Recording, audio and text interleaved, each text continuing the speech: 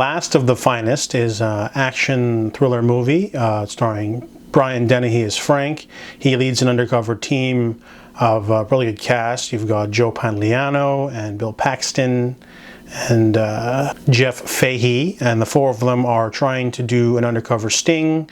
However, they don't wait for the DEA when they attack a laundromat, and the place goes up in flames when the criminals burn everything, but they can't find any drugs. So now his team is suspended, and they basically have to throw away all their hard work, but the toxic masculinity won't allow to keep them down. So Frank and his three buddies decides to keep going, leading to one of them getting killed, and then they decide to keep going after that, and they quit and decide to go vigilante mode to take on this criminal element that seems to be a little bit harder to pin down than they thought.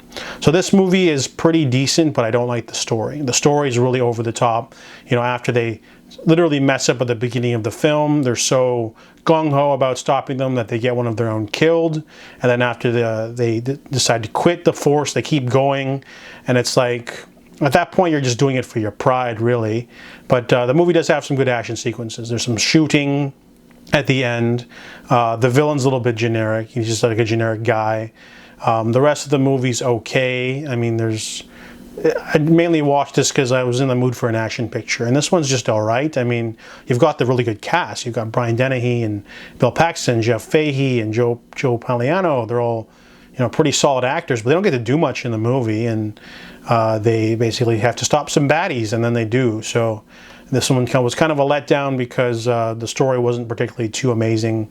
There's some money involved, but overall, it's just a throwaway sort of action picture. Nothing classic or amazing or unique about it. So I give The Last of the Finest a 5 out of 10.